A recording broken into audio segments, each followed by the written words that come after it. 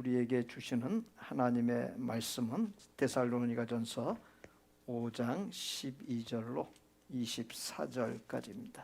함께 봉독합니다. 형제들아, 우리가 너희에게 구하노니 너희 가운데서 수고하고 주 안에서 너희를 다스리며 권하는 자들을 너희가 알고 그들의 역사로 말미암아 사랑 안에서 가장 귀히 여기며 너희끼리 화목하라. 또 형제들아, 너희를 권면하노니 게으른 자들을 공개하며 마음이 약한 자들을 격려하고 힘이 없는 자들을 붙들어주며 모든 사람에게 오래 참으라. 삼가 누가 누구에게든지 악으로 악을 갚지 말게 하고 서로 대하든지 모든 사람을 대하든지 항상 선을 따르라. 항상 기뻐하라. 쉬지 말고 기도하라. 범사에 감사하라. 이것이 그리스도 예수 안에서 너희를 향하신 하나님의 뜻이니라. 성령을 소멸하지 말며 예언을 멸시하지 말고 범사에 헤아려 좋은 것을 취하고 악은 어떤 모양이라도 버리라. 평강의 하나님이 친히 너희를 온전히 거룩하게 하시고 또 너희의 온 영과 혼과 몸이 우리 주 예수 그리스도께서 강림하실 때에 흠없게 보존되기를 원하노라. 너희를 부르신 이는 미쁘시니 그가 또한 이루시리라.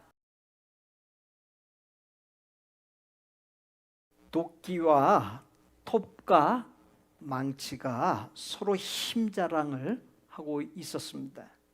이들은 아주 단단한 쇳덩이를 자르거나 부수는 쪽에 맏형으로서의 지위를 주기로 했습니다. 먼저 도끼가 나섰습니다. 도끼는 날을 세워 쇳덩이를 내리쳤습니다. 그런데 도끼의 날만 무뎌질 뿐 쇳덩이는 전혀 손상을 입지 않았습니다. 이번엔 톱이 나섰습니다. 톱은 쇠의 표면에 톱날을 대고는 열심히 왔다 갔다 했습니다. 그러나 톱의 날이 모두 뭉그러지고 말았습니다. 너희는 안 돼. 큰 소리 치면서 망치가 의기양양하게 나섰습니다. 망치는 있는 힘을 다해 쇳덩이를 내리쳤습니다. 소리만 요란할 뿐이었지 쇳덩이는 변함이 없었습니다. 광경을 지켜보던 작고 약한 불꽃이 내가 한번 해볼까 하며 쇳덩이에게 다가갔습니다. 도끼와 톱과 망치 모두 큰 소리로 웃었습니다. 우리처럼 강한 자들이 못한 일을 작고 연약한 네가 어떻게? 불꽃은 쇳덩이를 끌어안고 타오르기 시작했습니다. 쇳덩이에서 떨어질 줄을 모르고 끈질기게 달라붙었습니다. 한참 시간이 지나자 샘물이 녹아내리기 시작했고 마침내 쇳덩이가 잘리고 말았습니다. 몇 차례의 물방울로 단단한 바위를 뚫는 것은 불가능합니다. 몇 차례의 물방울로는 그야말로 아무 일도 일어나지 않습니다. 그러나 물방울이 오랜 세월 걸쳐 떨어질 때 불가능하게 여겼던 바위를 뚫는 일이 일어납니다. 그렇습니다. 인내는 역경의 쇳덩이를 녹이고 문제의 바위를 뚫는 가장 강력한 힘입니다. 본문 14절에 또 형제들아, 너희를 권면하노니 게으른 자들을 공개하며 마음이 약한 자들을 격려하고 힘이 없는 자들을 붙들어주며 모든 사람의 오래 참으라. 게으른 자들을 공개하거나 마음이 약한 자들을 격려하거나 힘이 없는 자들을 붙들어주는 것, 그 세 가지 모두가 모든 사람의 오래 참으라는 말씀에 귀결합니다. 그러한 바는 하나님의 뜻이 오래 참는 것에 있음을 말해주고 있습니다. 어른 마을에 한 농부가 있었습니다. 그는 대나무를 심고 정성껏 돌보았습니다. 그러나 대나무는 도통 자라지 않았습니다. 주변 사람들은 아무리 해도 소용없다라고 하면서 비웃었습니다. 그러나 농부는 포기하지 아니하고 5년간 계속 물을 주면서 가꿨습니다. 그런데 5년이 지나자 대나무가 하루에 30cm씩 자라기 시작하더니 단 몇 달 만에 15m가 넘게 자랐습니다. 대나무는 5년이란 긴 세월 동안 땅속에서 뿌리를 내리기만 했었던 것입니다. 결국 오랜 기간 물을 주며 가꾸었던 농부의 인내가 풍성한 결과로 나타났습니다. 요셉은 배다른 형들에 의해 애굽의 상인에게 팔려갔습니다. 설상가상으로 억울한 일을 만나 왕궁의 감옥에 갇혀 언제 죽을지 모르는 신세가 됩니다. 그러나 요셉은 자신이 그렇게 된 것에 대하여 낙심하지 않았습니다. 자신을 버린 형들을 원망하지도 않았습니다. 하나님을 바라보고 신뢰하고 인내하며 하나님의 인도하심을 구했습니다. 결국 그는 하나님의 함께하여 주심으로 애굽의 총리 대신이 되는 놀라운 기적이 일어났고 가족과 민족을 구하는 놀라운 일을 이룰 수 있었습니다. 아랍 속담에 태양만 비추면 사막이 된다라고 하는 말이 있습니다. 사람들은 밝은 태양만을 원하지만 태양만 계속되면 그 사람의 인생은 사막이 되고 맙니다. 성장하고 푸르기 위해서는 반드시 비가 필요합니다. 사람들은 무지개를 좋아합니다. 화사하고 아름다운 7빛깔 무지개를 원한다면 소낙비를 각오해야 합니다. 아름다운 무지개와 같은 인생을 원한다면 때로는 아픔과 고통의 소낙비를 맞아야 하고 그것을 견뎌내야 합니다. 그렇듯이 오래 인내하면서 믿음을 지키고 기도하는 사람, 그와 같은 사람이 하나님께서 내려주시는 복된 인생의 무지개를 얻을 수 있습니다. 야고보서 1장 4절에 인내를 온전히 이루라. 이는 너희로 온전하고 구비하여 조금도 부족함이 없게 하려 함이라. 시편 40편 1절로 2절에 내가 여호와를 기다렸더니 귀를 기울이사 나의 부르짖음을 들으셨도다. 나를 기가 막힐 웅덩이와 수렁에서 끌어올리시고 내 발을 반석 위에 두사 내 걸음을 견고하게 하셨도다. 우리도 때로는 이해할 수 없는 어려움과 기다림의 시간을 겪습니다. 답답함이 있습니다. 그러나 분명한 것은 하나님께서 우리의 인내 가운데서 놀라운 일을 계획하시고 준비하신다는 것입니다. 그러한 바를 믿고 하나님을 바라보고 소망을 갖고 낙심하지 아니하고 포기하지 아니하고 나아갈 때 하나님께서 반드시 나를 책임져 주시고 그건 놀라운 일을 이루신다는 사실을 믿으시기 바랍니다. 본문 14절에 형제들아는 교회 전체 곧 목회자와 성도 모두를 가리킵니다. 게으른 사람들을 공개하라 했는데 세번역 성경에서 무질서하게 사는 사람을 훈계하라로 번역했습니다. 게으른 사람에게는 어지르고 치우지 않는 것, 이를 버려놓고 진행하지 않고 방치해두는 특징이 있습니다. 신앙생활에서도 성실하지 못하거나 열심히 없는 사람이 있습니다. 그러한 사람을 공개하라고 하는 것은 훈계하고 또는 충고하라는 것입니다. 사람에 따라 훈계, 충고했을 때 편안하게 잘 받아들이는 사람이 있고 그렇지 못한 사람에게는 훈계나 충고보다도 따뜻하게 권면하면 좋을 것입니다. 마음이 약한 자들에게 격려하라 했습니다. 초대교회 당시에 극심한 핍박과 환난으로 인하여 순교한 사람들이 있었습니다. 마음이 약한 자들이란 순교의 죽음으로 슬퍼하는 사람들 또는 그 어떤 어려운 사정으로 낙심하는 사람들을 가리킵니다. 그러한 사람들을 위로하고 용기를 북돋워 주라는 것입니다. 힘이 없는 자들을 붙들어 주라 했는데 힘이 없는 자들이란 믿음이 약한 사람들을 가리킵니다. 믿음이 약한 사람들이 잘 지탱할 수 있도록, 더 나아가서는 믿음이 강해질 수 있도록 붙들어 주라는 것입니다. 중요한 것은 게으른 사람, 마음이 약한 사람, 힘이 없는 사람들을 대할 때 쉽게 단정하여 가볍거나 쉽게 대하지 말고 오래 참음, 즉 기다려 주어야 한다는 것입니다.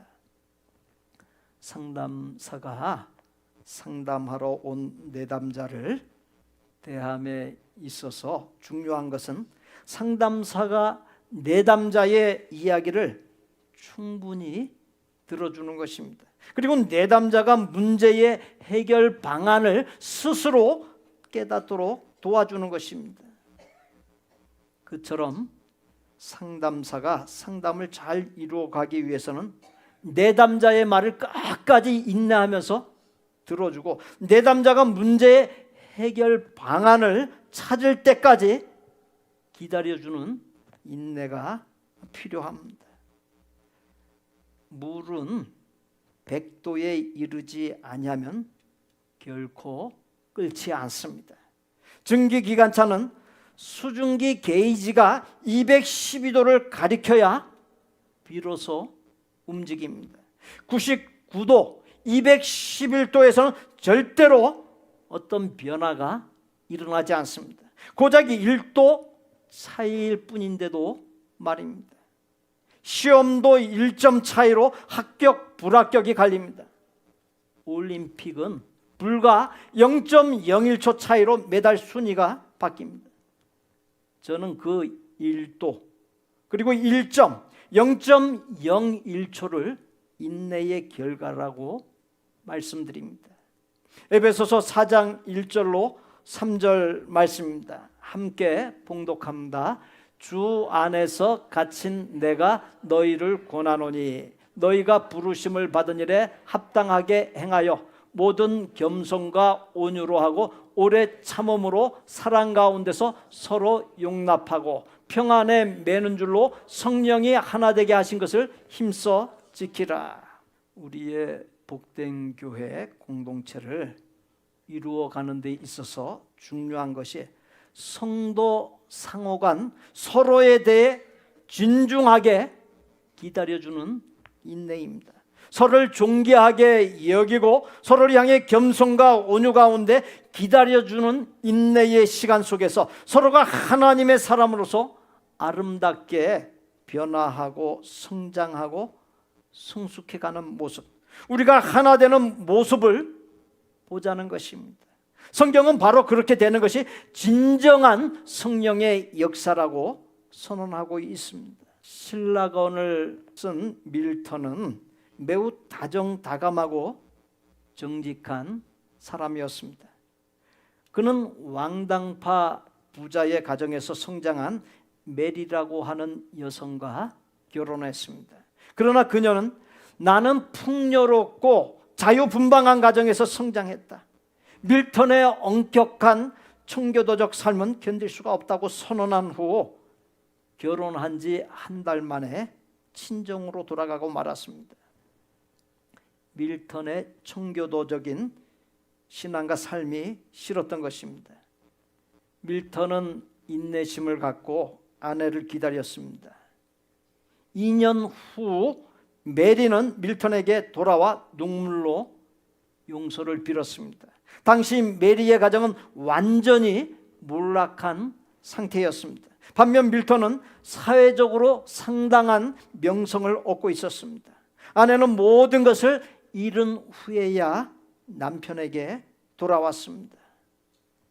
밀턴의 2년에 불행했던 신혼 시절은 불후의 명작인 신라곤을 집필하는 결정적인 소재가 되었고, 2년의 기다림 끝에 실패로 보였던 가정을 회복하고 자신과 아내 모두가 윈윈하는 결과를 얻었습니다. 우리 모두에게는 연약하고 부족한 모습들이 있습니다. 그러나 서로를 향해 위하여 기도해 주면서 기다려 줄 때 그 연약함과 부족함이 오히려 아름답고 복된 것으로 바뀌는 것을 믿으시기 바랍니다. 본문 15절 말씀입니다. 삼가 누가 누구에게든지 악으로 악을 갚지 말게 하고 서로 대하든지 모든 사람을 대하든지 항상 선을 따르라. 하나님의 뜻이 오래 참는 것으로 끝나지 않고 한 단계 더 나아가야 함을 말씀하고 있습니다. 하나님의 뜻은 둘째, 악을 선으로 대하라는 것입니다. 거룩, 경건이란 말의 의미는 구별입니다.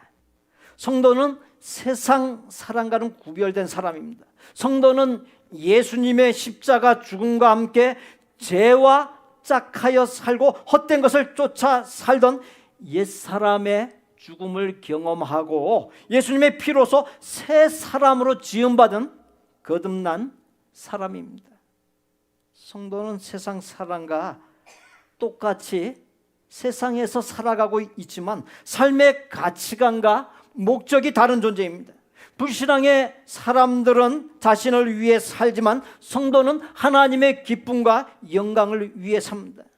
불신앙의 사람들은 세상 물결 따라 살지만 성도는 세상 물결을 거스르는 삶, 세상과 죄악과 불의에 대하여 죽은 삶을 살고자, 하나님의 말씀 따라 살고자 고뇌하고 몸부림칩니다. 불신앙의 사람들은 하나님과 무관한 삶을 살지만 성도는 하나님과의 관계 속에서 살아갑니다.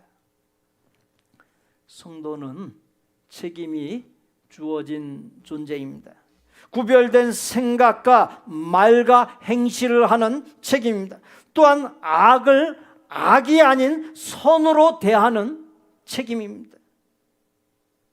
악을 악으로 이기려고 하려면 더 큰 악을 사용해야 합니다. 그렇게 되면 상대방과 나 모두가 망하게 됩니다. 그러나 악을 선으로 대하게 되면 상대방과 나 모두가 잘 되는 결과, 사는 결과에 이르게 됩니다. 성도는 책임을 넘어선 사명이 주어진 사람입니다. 바로 영혼을 살리는 사명입니다. 물론 구원의 복음을 자상하게 설명하여 주므로 영혼을 살리는 방법이 있습니다만 또 한 가지는 악을 선으로 대함으로 영혼을 살리는 방법이 있습니다. 하나님의 사랑을 여러 가지로 표현할 수 있습니다만 악을 선으로 대하는 것 역시 하나님의 사랑입니다. 내게 악을 행한 이들에게 악이 아닌 선으로 대할 때 하나님의 구원이 임하는 역사가 일어납니다. 사랑의 원자탄이란 책과 영화의 주인공인 손양원 목사에 대하여 들어보셨을 것입니다. 1948년 10월 21일 여순 반란 사건 때 두 아들 동인과 동신이 예수님을 부인하면 살려주겠다고 하는 요구를 거절하자 첫째 아들인 동인이와 친구이자 공산당이었던 안재선이 그 두 아들을 총살했습니다. 이남 일녀 중 사랑하던 두 아들을 먼저 떠나보낸 목사님은 형언할 수 없는 슬픔에 잠겼고 어버이로서의 번민에 몸부림치지 않을 수 없었습니다. 반란 사건이 진압되고 두 아들을 죽인 안재선이 잡혔다는 소식을 들은 목사님은 밤을 새워 통곡하고 울면서 기도하고 교회를 나오면서 내 아들들은 죽어서 천국을 갔지만 안제서는 죽으면 지옥 갈 텐데 저 영혼이 불쌍해서 어쩌나라고 중얼거렸다고 합니다. 두 아들을 죽인 안제선이 총살을 당하게 되었다는 소식을 들은 목사님은 계엄사령관에게 이남 일녀 중 막내였던 딸을 보내 그를 사면해 줄 것을 간청하고 사면해 주면 양자로 삼아 교육시키겠다는 약속을 전하기로 마음 먹습니다. 그러나 딸은 절대로 안 가겠다고 반항하면서 대들었습니다. 목사님은 그러한 딸을 향해 동희야, 내가 무엇 때문에 일본의 신사참배를 반대하여 5년 동안이나 가족을 고생시키면서 감옥 생활을 견뎌냈겠니? 하나님의 계명을 지키기 위함이 아니었겠느냐?